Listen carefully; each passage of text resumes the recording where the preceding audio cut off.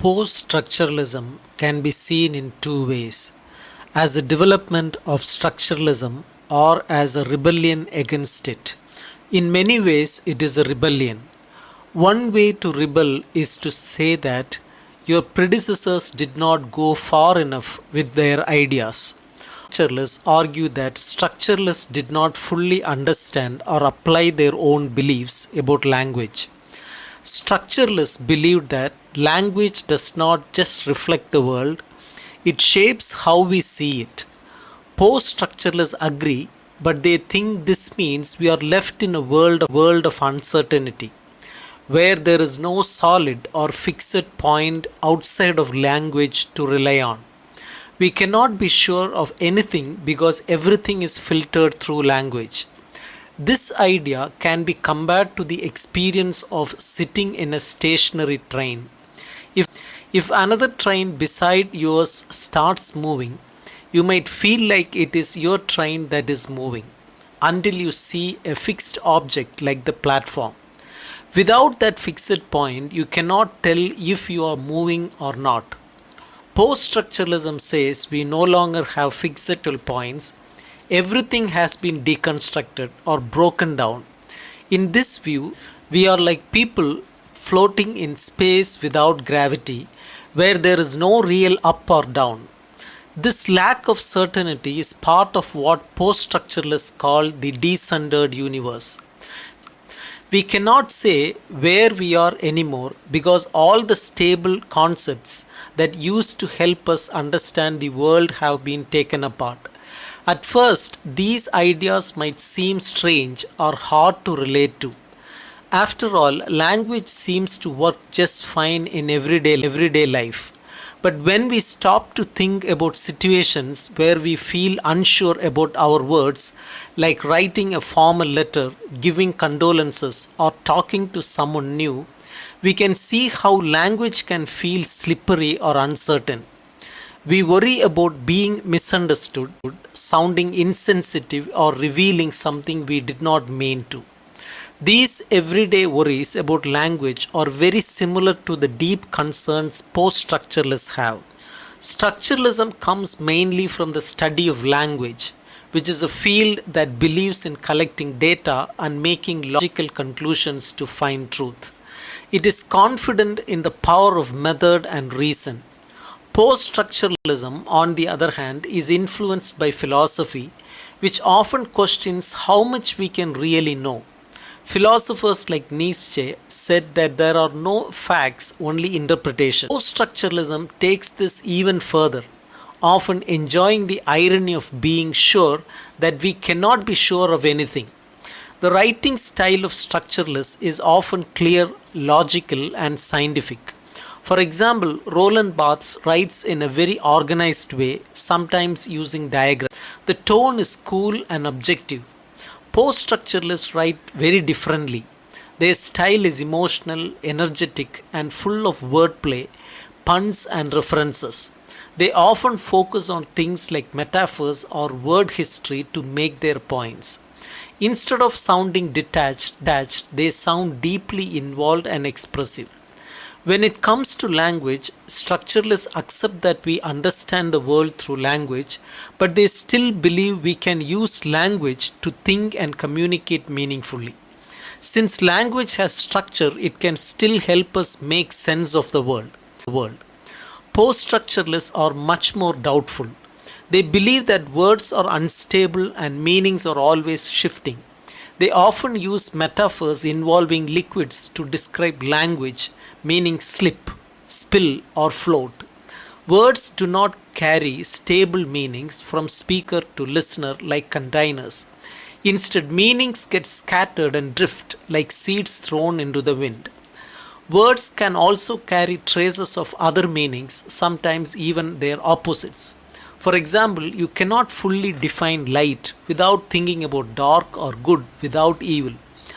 Some words are haunted by their older meanings. For instance, the word guest shares its root with a word that means enemy, which reminds us that guests may not always be welcome.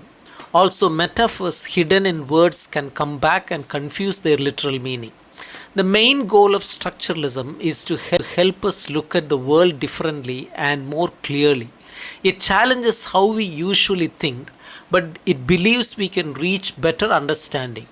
Post structuralism goes further. It does not just question our way of seeing things, but also questions reason itself and the idea of the individual. It suggests that what we call a person is really made up of social and language systems, not something fixed or unique.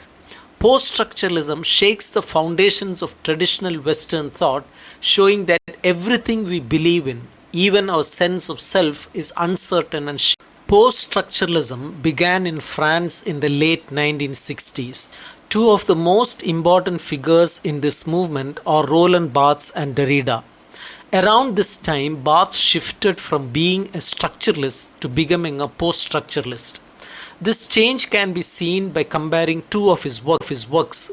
His 1966 essay, The Structural Analysis of Narrative, and his 1973 book, The Pleasure of the Text. The 1966 essay is detailed, technical, and methodical. It analyzes how narratives are structured. In contrast, his work, The Pleasure of the Text, is made up of random thoughts about narrative, arranged alphabetically, which highlights the disorder and unpredictability of the text. The key turning point in Barth's thinking came in his 1968 essay, The Death of the Author. Barthes argues that the author's role should not limit or control the meaning of a text. He suggests that a text has its own life, independent of the author's intentions or background. According to Barthes, the reader, not the author, is the one who gives meaning to the text. When the author dies, in a symbolic sense, the reader is born. The reader becomes the active participant in creating meaning. So the main difference between Barthes's 1966 essay and his 1973 book is the shift in focus. In 1966, Barthes looked at the structure of the text from the point of view of the author. By 1973, he focused on the freedom of the reader and on language itself as the source of meaning. This early stage of post-structuralism celebrates the idea that meaning is never fixed. It can change endlessly and there is no single correct interpretation. However, not all post-structuralist thinkers agree with this playful and free-flowing approach. For example, critic Barbara Johnson takes a stricter view. She argues that deconstruction is not just about enjoying freedom with language. Instead, it is about careful finding and breaking apart the hidden sources of power in text. The second major figure in post-structuralism is the philosopher Derrida. One of the key moments in the development of post-structuralist thought was Derrida's 1966 lecture called Structure, Sign and Play in the Discourse of the Human Sciences. In this lecture, Derrida talks about a major change in modern thinking, a break from traditional ideas. He connects this break to thinkers like Nietzsche, Heidegger, and Freud. Derrida says that in the past, people believed there was always a fixed point in everything, like how white Western ways of life were seen as the standard and everything else was viewed as different or lesser. But in the 20th century, those fixed centers started to disappear. Historical events like World War I and Holocaust made people question the idea of Europe as the center of human progress. Scientific ideas like relativity challenged the belief in absolute time and space. Art and literature also changed, rejecting fixed ideas like harmony in music or clear storytelling in novels. As a result, it became decentered.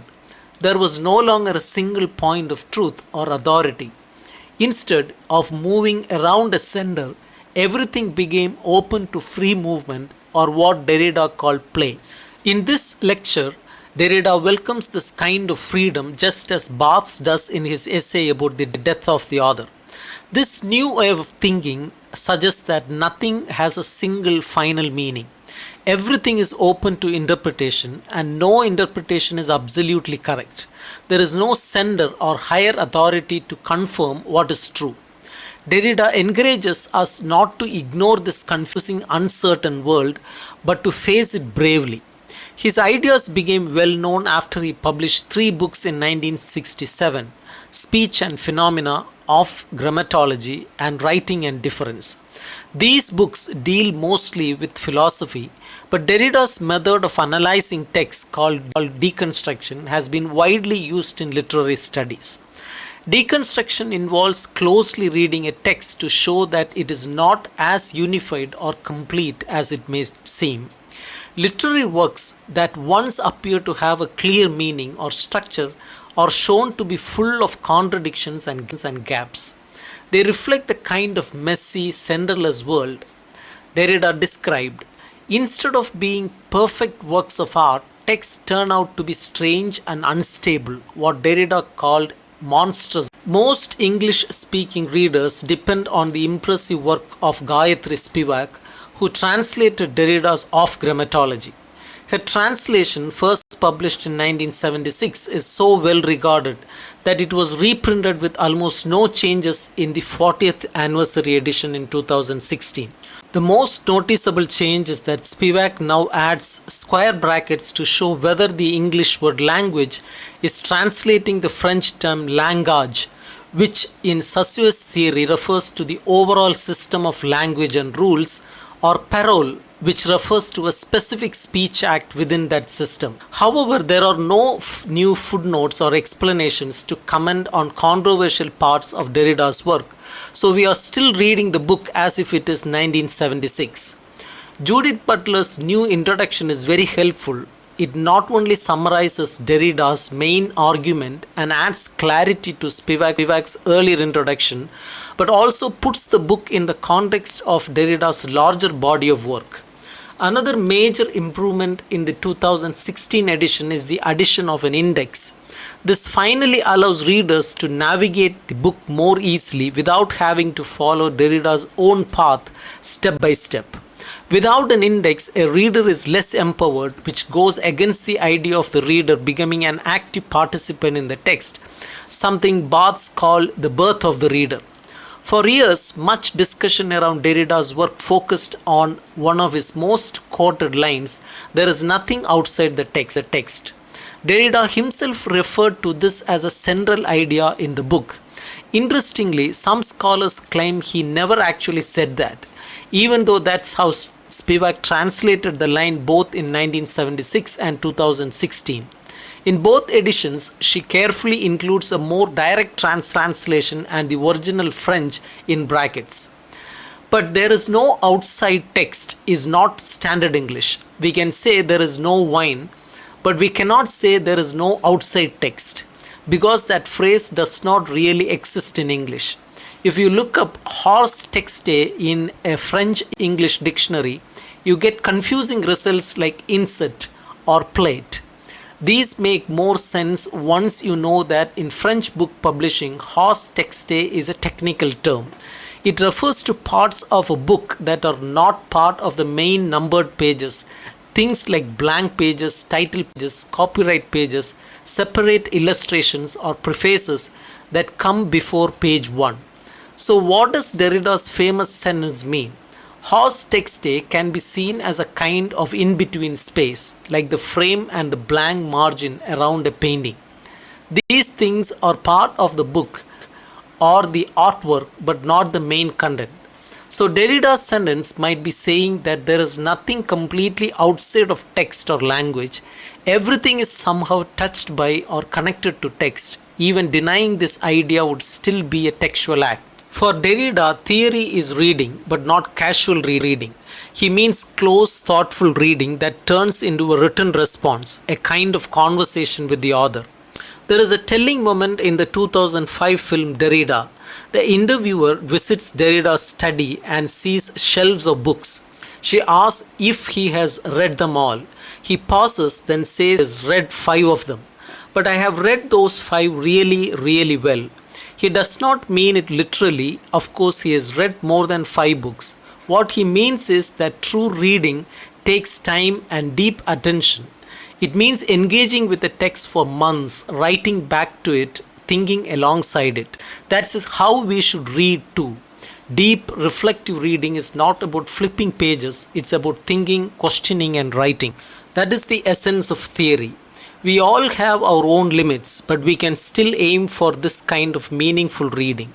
After all, real reading is not just scanning words, it is something we carry with us even after we put the Post-structuralism is often described as more of a mindset than a clear method for analyzing literature.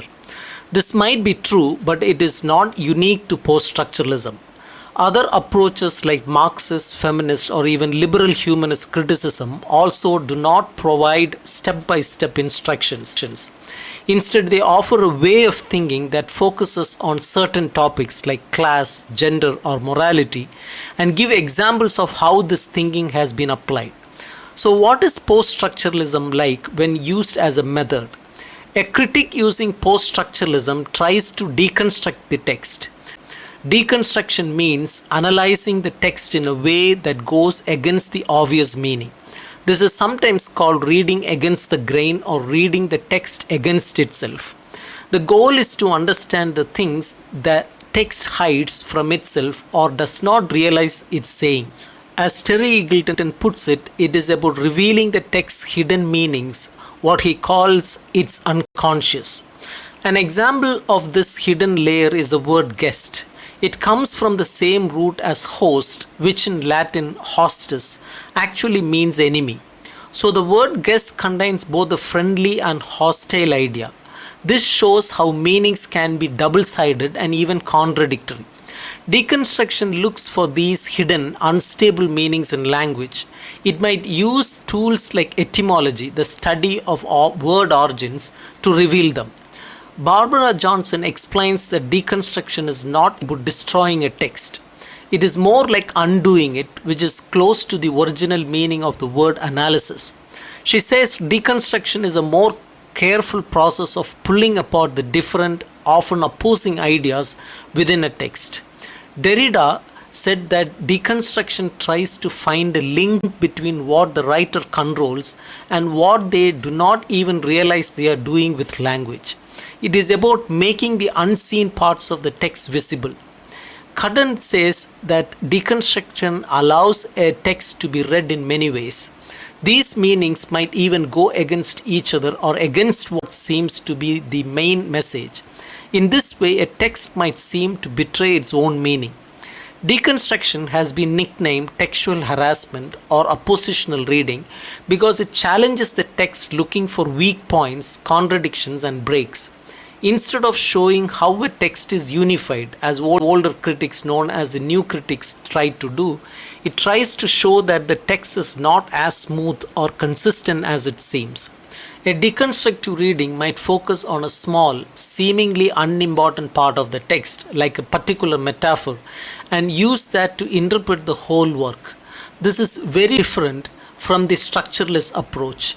Structuralists look for things like repeated patterns, symmetry, and reflections in a text, which make it seem well organized and purposeful. In contrast, deconstruction looks for contradictions, gaps, shifts in tone or perspective, and anything else that breaks the flow. Here is the basic comparison. Structuralists look for unity, patterns, and balance. Post-structuralists look for contradictions, gaps, and signs of disunity. By doing this, the post-structuralist tries to show that the text is not a single stable structure but a mixture of conflicting ideas and meaning. What post-structuralist critics do? Post-structuralist critics read a text in a way that goes against its obvious meaning, trying to uncover hidden or opposite meanings beneath the surface. They pay close attention to the words themselves, how they sound, where they come from, or old metaphors they have lost their original impact, and use these details to suggest new meanings that might not be immediately clear. They believe that texts are not smooth or unified but full of conflicts and contradictions. Instead of presenting one clear message, the text often sends out many mixed messages. They often focus on just one small part of a text and study it so closely that it becomes impossible to say there is only one way to understand it. The language starts to show many layers of meaning. They also search for sudden changes or breaks in the text, changes in tone, point of view, or time. These shifts are seen as signs of things the text is trying to hide or ignore. Critics call these breaks fault lines, like cracks in the earth that reveal hidden movement or pressure. Peter Barry explains deconstruction, a way of analyzing texts that questions their stability and meaning. While deconstruction has unique features, it is not entirely separate from older methods of criticism. The process has three steps: looking at words, the whole text, and language itself. Dylan Thomas's poem, A Refusal to Mourn, helps illustrate this. First, deconstruction looks for contradictions in specific phrases, much like traditional close reading.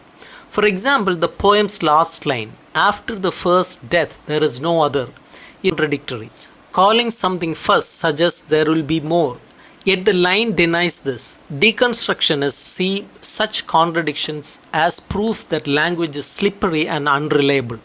Another example is the open lines mix of until and never, which clash in meaning. Deconstruction also flips common opposites. In the poem, darkness is praised as life giving, unlike the usual preference for light.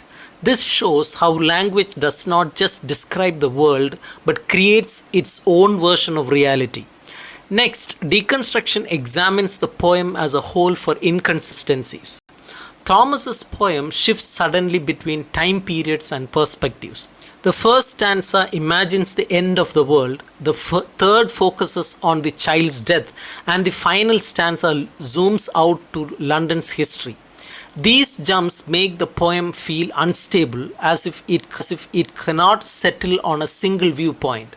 The poet also never explains why he refuses to mourn, leaving a gap that undermines the poem's message.